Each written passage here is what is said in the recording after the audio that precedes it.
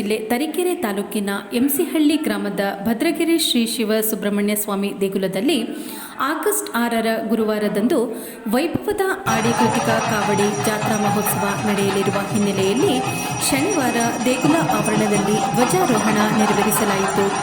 ಪ್ರಾತಃ ಕಾಲ ಮೂಲದೇವರಿಗೆ ಹಾಲು, ತುಪ್ಪ, ಮೊಸರು, ಎಳೆನೀರು, ಜೇನುತುಪ್ಪ ಇನ್ನಿತರ ಸುಗಂಧ ದ್ರವ್ಯಾದಿಗಳಿಂದ ಅಭಿಷೇಕ ಮಾಡಲಾಯಿತು.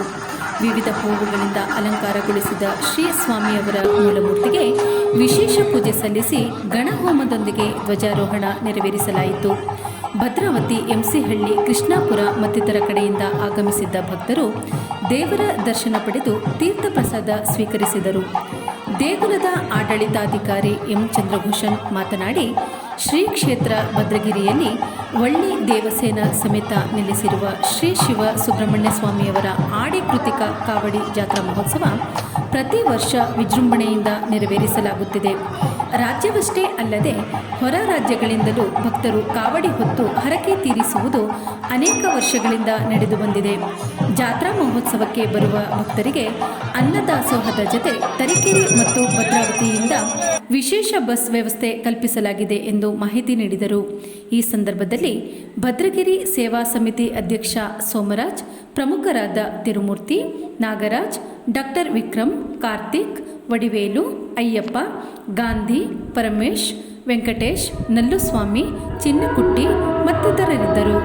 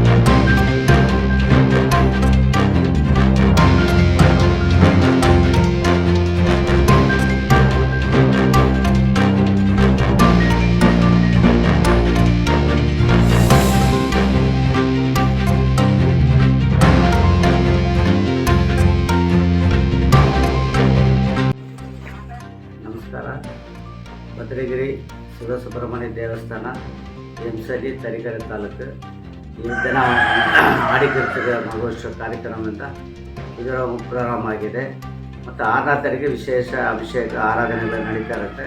ಹೆಚ್ಚಿನ ಭಕ್ತಾದಿಗಳು ಭಾಗವಹಿಸಿ ದೇವರಿಗೆ ಪಾತ್ರರಾಗಿ ತಮ್ಮನೆ ವಿನಂತಿ ಕೇಳ್ಕೊಳ್ತಾ ಇದ್ದೀವಿ.